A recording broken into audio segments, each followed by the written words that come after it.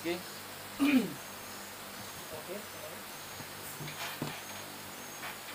Selamat datang di acara Ngobris, Ngobrol Kritis. Kali ini kita akan membahas tentang persoalan yang lagi hangat di tengah masyarakat. Oke, persoalan yang hangat kita rasakan di tengah masyarakat yakni tentang sengketa tanah. Memang ini cukup meresahkan bagi masyarakat secara umum. Maka kita akan mendengarkan secara langsung obrolan kita ini dan pembahasan secara baik.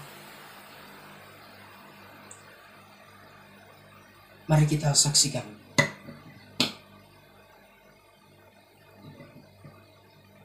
Terima kasih saudara-saudari yang menonton di rumah. Tapi di sini cuma ada 2 saudara. Oke, hari ini kita membahas soal sengketa tanah.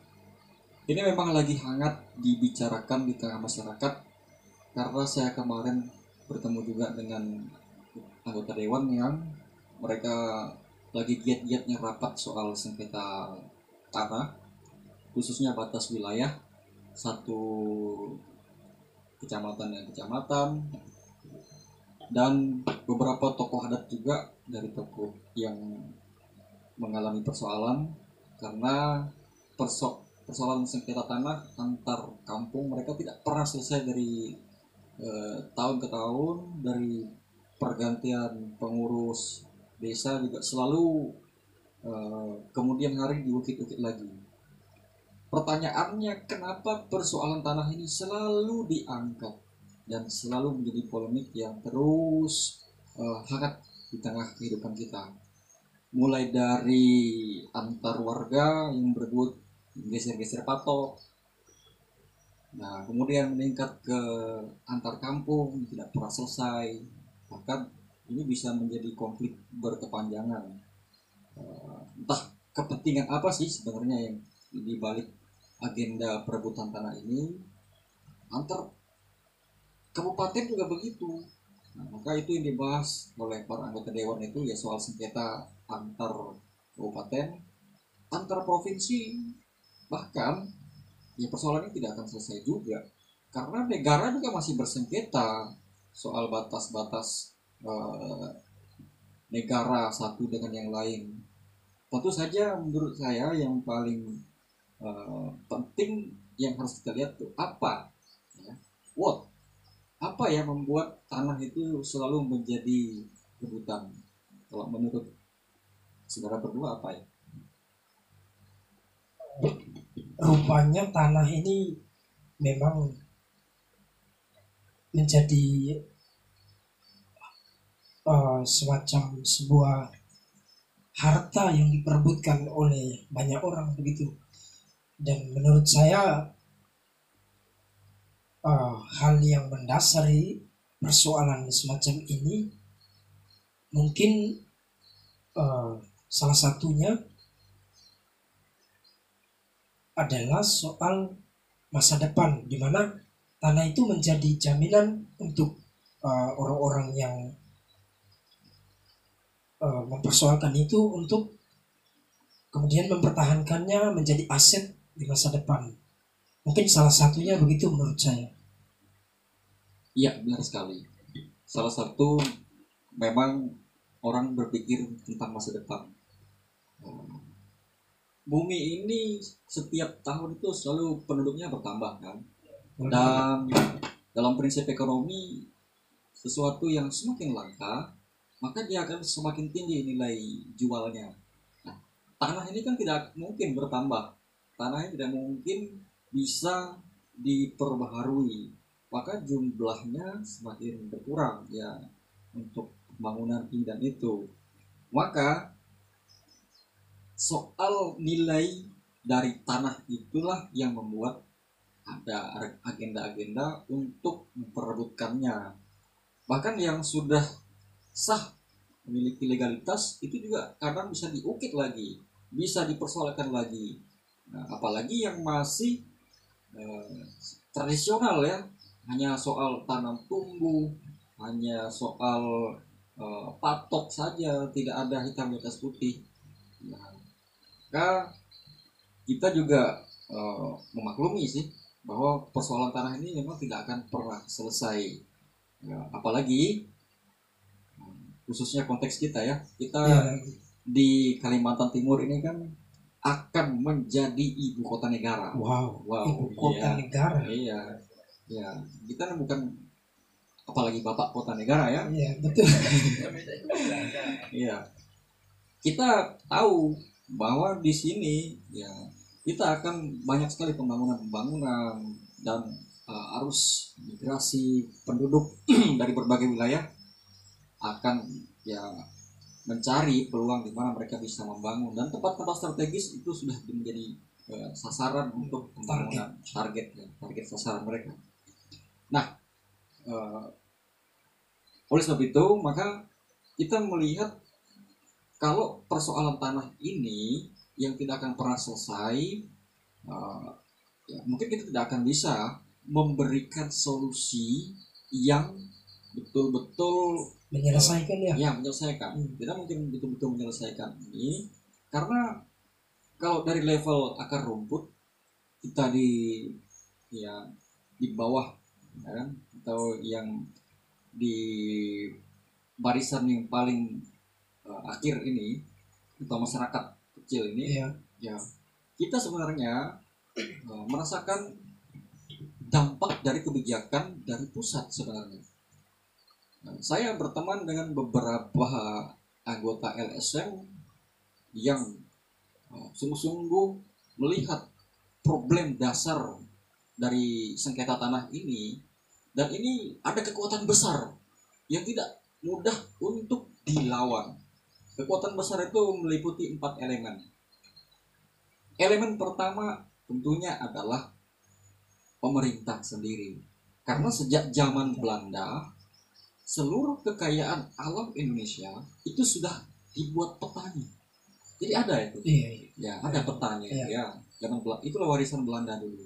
Karena mereka mensurvei kekayaan alam Indonesia itu, di sini tanah, di sini ada minyak, batu bara, emas, semuanya ada di peta. Dan setelah diakuisisi atau kita merdeka, beralih ke anak cucu bangsa kita sendiri atau pribumi yang berkuasa, tentu saja kesadaran bahwa kita ini kaya, dan kekayaan itu akhirnya ya dimanfaatkan, karena kita tahu bahwa di negara Indonesia ini ya seluruh sumber daya alam ataupun bumi itu ya dikuasai oleh negara dan digunakan untuk kesejahteraan seluas-luasnya bangsa Indonesia. Itu sih dasarnya yang tertuang dalam Undang-Undang Dasar. Betul. Dan ya kita tidak tahu seperti apa bermainnya atau apa ya cara mainnya pemerintah untuk mengelola tata negara ini sehingga betul-betul terjadi kesejahteraan itu. Nah, tapi yang kita tahu bahwa 4 elemen ini, pemerintah yang tahu persis di mana letak-letak kekayaan alam Indonesia ini, ya, mereka punya hak untuk menetapkan ya di mana yang akan dijadikan HGU atau hak guna usaha. Ya, artinya kalau sudah keluar kebijakan bahwa wilayah itu masuk dalam peta HGU, ya masyarakat tidak bisa apa-apa lagi. Ya tidak mungkin masyarakat ya membuat surat dan menguasai lahan itu sepenuhnya. Jadi HGU itu semacam hak guna usaha yang bisa digunakan oleh elemen kedua adalah perusahaan. Oh, jadi ya kalau pemerintah sudah buat kebijakan bahwa lahan ini HGU, ya kadang-kadang masyarakat kaget setelah mau buat sertifikat, ya, BPN datang mengecek, aduh lahan ini sudah masuk HGU. Jadi itu tidak bisa disurat, diserahkan kepada dalam tanda kutip perusahaan-perusahaannya. Iya. Itu hak guna usaha itu bisa jadi tanda kutip sudah dibagi-bagi kuenya, ya gitu. Jadi sudah ditetapkan siapa yang nanti akan menguasai di sana, di sini, di sana, sono, nah begitu. Iya. Ya itu tanda kutip, kita tidak tahu permainan level atas. Nah lalu yang kedua adalah ya, yang ketiga ya, Yang ketiga ya. data pemerintah, yang kedua perusahaan atau pengusaha ya, perusahaan atau pengusaha yang nanti akan mengelola itu di lapangan. Yang ketiga itu perbankan, ya kan. Jadi bank itu tentu saja mereka menampung uang masyarakat ya dengan bunga. Dari mana mereka bayar bunga? Tentu saja dari pinjaman. Maka bank menganjurkan ya untuk meminjam, dan yang pasti dikabulkan adalah kalau pihak tertentu datang membawa HGU, berkas atau dokumen HGU, pasti diberikan pinjaman. Itu jaminan yang pasti. Nah, karena mereka tahu bahwa perusahaan ini sangat produktif. Nah, oleh sebab itu ya perusahaan akan menjadi pihak ketiga yang memperkuat dari 4 elemen ini. Yang terakhir adalah tentu saja kalau pemerintah sudah buat kebijakan, kemudian perusahaan atau pengusaha itu ya, sudah mendapatkan hak wirausaha, bank siap mendanai ya. Jadi untuk mendapatkan HGU ini kan kita tidak tahu prosesnya seperti apa. Apakah gratis? Apakah penunjukan begitu saja atau ada negosiasi yang saling menguntungkan? Kita tidak tahu. Itu kan permainan level atas, kita tidak tahu itu ya. Dan kita berpikir positif saja kan. Nah, Kita positif ya, thinking. kita positif thinking saja. Nah, ketika perbankan ya menerima HGU sebagai jaminan, kemudian mereka mengeluarkan anggaran tidak secara langsung, jadi bisa bertahap sesuai dengan kebutuhan untuk perusahaan itu dari awal sampai nanti berkembang sampai akhirnya menuai hasil. Maka pengusaha juga tidak pakai uangnya pribadi ya untuk membangun suatu perusahaan. Iya, Meskipun dia punya uang triliunan, betul. iya, jadi Pasti dia apa gunanya bank tuh ya? Betul. Iya, tempat pinjam itu masyarakat menabung, ya pengusaha meminjam dan luar biasa. iya, Sangat luar biasa. iya, soalnya dari hasil mereka meminjam, dari situ nanti bunga yang pinjaman itu membayar bunga tabungan, seperti itu skemanya, gitu. Jadi tidak semuanya saling menguntungkan satu sama lain. Ya. Nah, lalu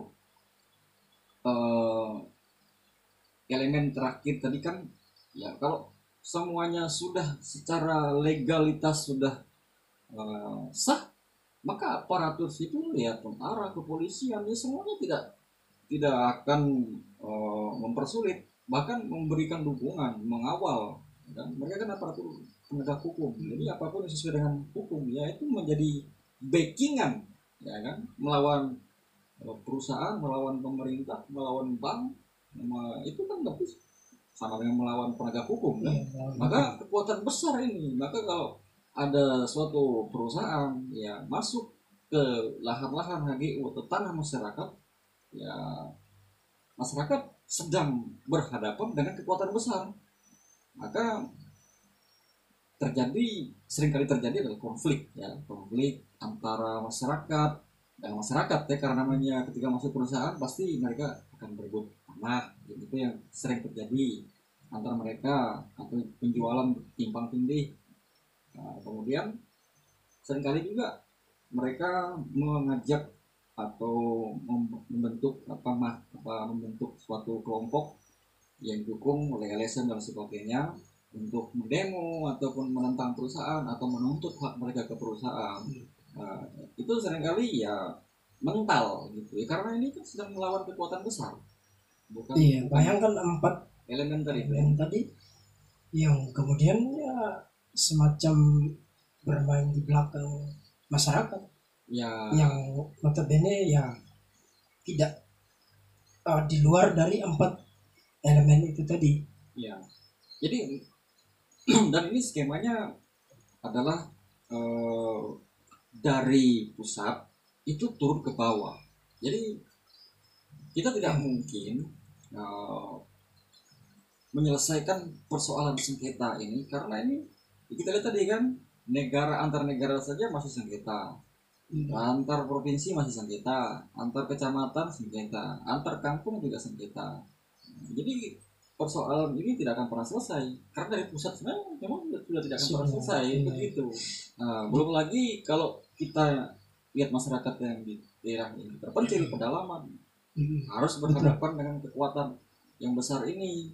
Lalu seandainya bagaimana kalau pemerintah daerah setempat itu mendukung atau membela hak masyarakatnya dan menentang uh, hak guna usaha yang sudah dikeluarkan dari pusat sana masuk ke wilayah mereka. Iya.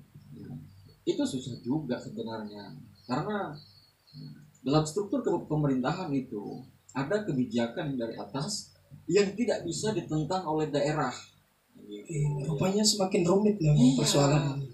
Kalau menentang ya akan ada konsekuensi, terutama konsekuensi politis. Iya. Nah, gitu. Akan susah nanti. Semakin rumit ini. Iya. Semakin mengguncang masyarakat, meresahkan masyarakat. Ya bisa juga dibilang seperti itu, tetapi masyarakat sebenarnya ya tidak terlalu paham nih soal yang begini. Iya, betul. Ya terkadang hanya menyalahkan pemerintah daerah saja, tapi tidak sadar bahwa pemerintah daerah itu juga ditekan dari pusat. Ya pemerintah menolak misalnya, tidak boleh, tidak terima, terusnya pastinya ada hak-hak privilege atau kan kemurahan-kemurahan yang dipersulit. Contoh Betul. misalnya, nah ini kita lihat saja ya, contoh jalan dari Ubar ke Mahulu sekarang ini ya. Betul. Nah, itu waktu luar biasa ya bagusnya ya. Iya.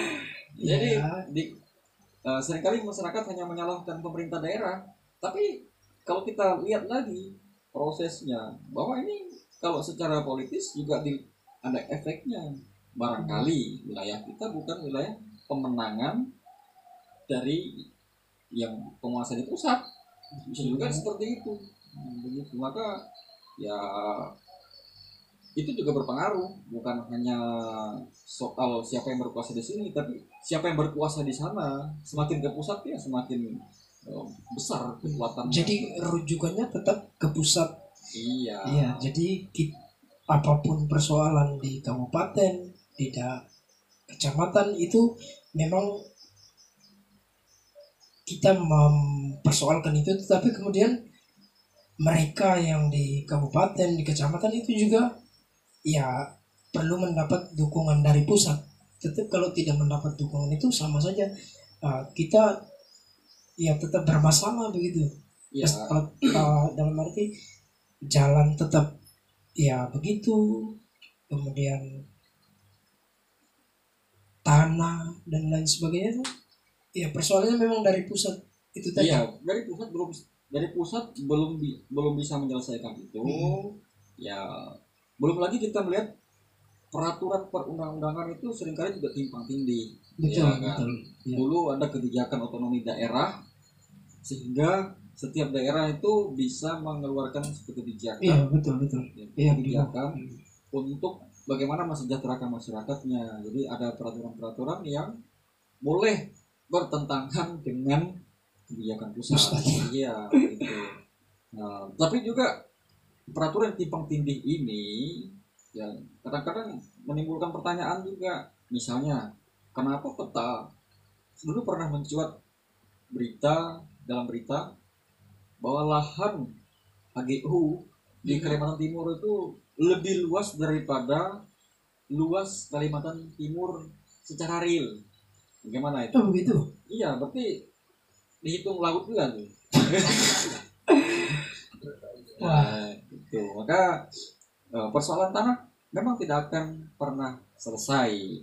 Oleh sebab itu, ya kalau mau menyelesaikan ini, kita lihat lagi apa agenda dibalik atau kepentingan apa. Kenapa persoalan tanah ini diperbesar ataupun diangkat lagi, padahal sudah pernah mendapat kesepakatan, misalnya antar kampung sudah sepakat ketika zaman pemerintahan yang berkuasa ini, tapi nanti ganti penguasa itu bisa dipersoalkan lagi dan ribut lagi. Akhirnya setiap orang yang menjabat di situ pasti mengalami pusing soal tanah karena tidak akan pernah selesai. Kepentingan apa di balik tanah itu? Ya pastinya kalau perusahaan masuk ya pasti ada keuntungan dari perusahaan ya gitu. Yang sebenarnya untuk masyarakat ya. Iya. Gitu. Karena memang para pejabat itu kan memang mereka kan wakil dari masyarakat yang memperjuangkan hak masyarakat. Maka Wakil rakyat. ya seharusnya memang mereka memperjuangkan hak masyarakat begitu. Nah, sehingga kita tidak berpikir negatif bahwa mereka mengejar keuntungan mereka. Kita yakin dan percayalah bahwa pejabat kita itu betul-betul dan percaya. Yakin percaya mereka betul-betul ketika ada sengketa tanah itu betul-betul untuk kepentingan masyarakat. Memperjuangkan kepentingan rakyat. Ya begitu. Termasuk ketika ada orang sengketa pribadi, lahan pribadi, itu sebenarnya bukan sengketa pribadi sebenarnya. Itu juga untuk kepentingan keluarga masing-masing. Iya.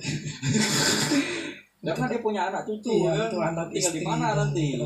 Iya begitu. Karena tanah itu tidak akan pernah bertambah, dia selalu berkurang. Gitu. Nah, lalu yang terakhir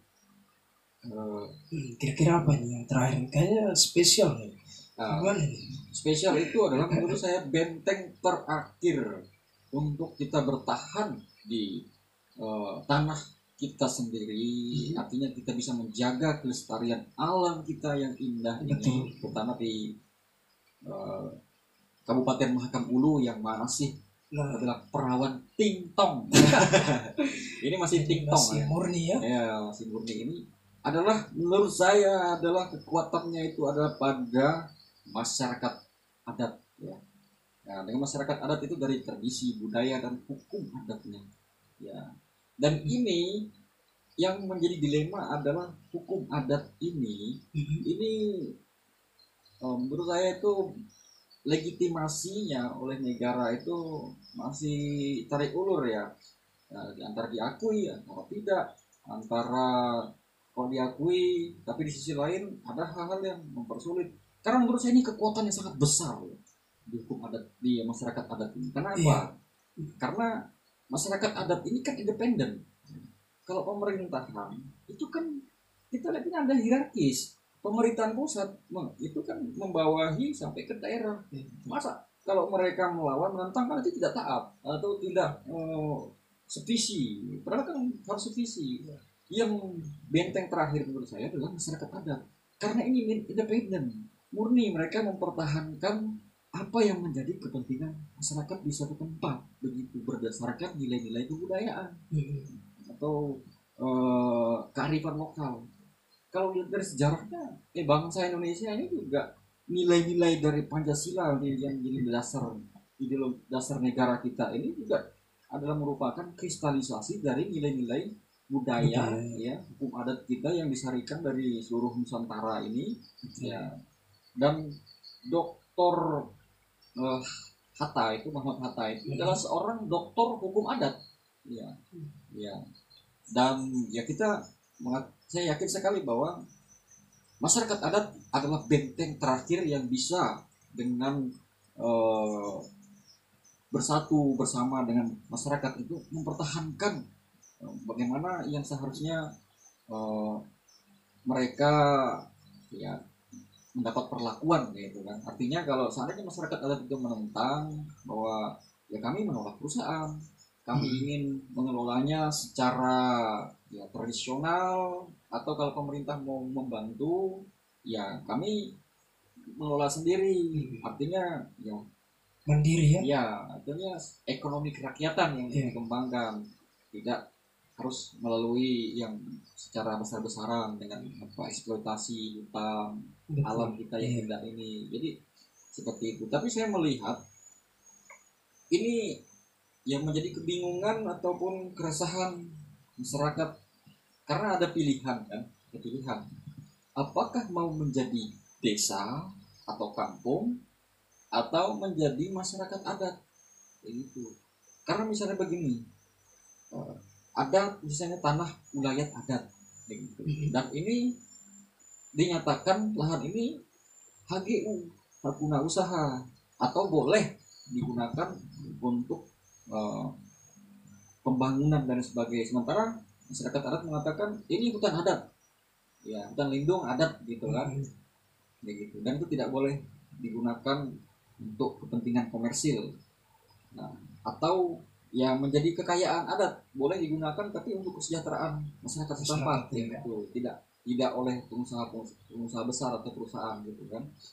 Nah, ada dua peraturan, disuruh pilih kalau mau mendapatkan dukungan dalam atau bantuan dari pusat, maka yang di sesuai dengan konstitusi adalah memilih desa. Nah, kalau desa maka dia dapat anggaran desa, dana desa, dan ya mendapatkan akses juga untuk transaksi, perdagangan dan lain sebagainya keluar. Tapi kalau seandainya memilih untuk menjadi masyarakat adat, artinya ya hutan adat itu akan diakui negara, tapi wilayah itu ya jadi masyarakat adat, artinya tidak akan dapat dana desa. Bahkan apapun yang dikelola di dalam suatu masyarakat itu tidak boleh dijual keluar. Kalau gitu kan apa bedanya dengan di karantina, ya kan? Seperti zaman COVID ini kan, di karantina, dilokalisir, ya itu kan sama seperti ketika masyarakat Indonesia tidak mau gabung dengan tidak mau menjadi anggota ASEAN, ya tidak dapat mengikuti pasar bebas, akhirnya kita tidak bisa mendapatkan kemudahan seperti negara lain. Tidak boleh kita berdagang, berjual beli dengan negara anggota ASEAN, atau kita tidak ikut PBB, ya kita akan terisolir seperti itu. Itu skemanya. Maka ada kesulitan di sini. Padahal menurut saya benteng terakhir untuk memperjuangkan hak wilayah adat ataupun kesejahteraan masyarakat di suatu wilayah itu adalah yaitu masyarakat adat, ya, tokoh adat ataupun tokoh adat dan perangkatnya gitu. Perangkat masyarakat adat itu dengan salah satu calon kepala adat kampung Mata Liba. Satu-satunya kampung yang punya mata. Ya memang kita tidak akan pernah bisa menyelesaikan persoalan tanah. Kita di sini juga sekedar ngobrol, ya, mengkritisi situasi yang sedang terjadi menyangkut sengketa tanah ini, supaya masyarakat juga kalau terjadi sengketa ya bisa melihat ini dalam konteks yang lebih luas lagi gitu ya. Ya, bisa lebih luas, jadi tidak sampai gara-gara sengketa dengan perusahaan atau batas dengan kampung atau dengan antar kecamatan sampai sampai konflik yang sampai berdarah-darah. Artinya begini, kita ini hanya butiran kecil ujungnya ombak atau debunya saja yang artinya apa, yang kita perebutkan itu hanya secuil saja, hanya seupil gitu, seupil atau segopek rupiah gitu. Sementara yang bermain yang di atas sana itu ya kenapa, itulah mengapa ya, kalau sengketa tanah itu dibawa ke pusat pun tidak akan pernah selesai. Ya karena dari sana memang akar masalahnya dari sana gitu. Sudah tidak selesai di sana. Iya. Maka saya bilang tadi, kalau kita mau menyelesaikan itu, ya bagaimana lah masyarakat adat itu yang menjadi benteng terdepan, yang mengkritisi dan yang mengajak masyarakat itu untuk ya bagaimana kita mempertahankan hak kita, seraya mengembangkan SDM kita supaya kita bisa mengelola sendiri wilayah kita, dan ya jangan terpancing untuk sampai ya berkelahi dan sampai menumpahkan darah karena kita pemain kecil gitu loh. Apa sih yang diperebutkan sampai kita menang jadi arang, kalah jadi ambung? Itu apa, ada gunanya kan? Begitu. Lebih baik kita tingkatkan SDM kita, kualitas sumber daya manusia kita, sehingga kita bisa mengelola wilayah kita. Ya kalau wilayah terkecil tapi dimanfaatkan dengan semaksimal mungkin sehingga hasilnya yang produktif itu membuat kesejahteraan, lebih baik daripada kita punya lahan luas tapi kosong. tidak ada isinya, ya kan? Kita bangga punya lahan segini, tapi tidak sadar bahwa pelan-pelan lahan itu mungkin sudah digusur orang, gitu kan? Mikirnya lahan tidur, ya kan? Lahannya bisa tidur gitu kan? Iya, nanti kaget-kaget lihat sudah diisinya, Sudah akhirnya bangun. bahkan sudah disurati, sudah dibuat sertifikat ya, repot kita kan? repot. Ya, daripada kita berdebat lebih baik kita berupaya membangun, gitu ya. Itu. Daripada kita berkelahi antar sesama kita demi kepentingan orang lain, orang yang bermain di belakang kita.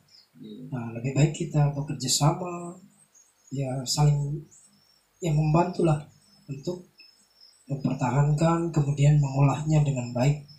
Secara khusus tanah yang kita bahas, istilahnya kita malam ini bagi-bagi rezeki soal sengketa tanah yang tadi kita dengarkan dari, ya boleh kita sebut pemateri kita, pemateri dadakan. Oke, kita closing dulu ya. Oke, saudara, silakan closing. Silakan calon kepala kampung, kepala adat. Bapaknya kepala adat ya? Bukan kepala adat, bapak saya tokoh adat. Oke, sekian acara kita malam ini. Setidaknya saudara-saudara di rumah dapat mengambil kesimpulan sendiri ya dari apa yang kita bahas tadi itu. Oke, sampai jumpa.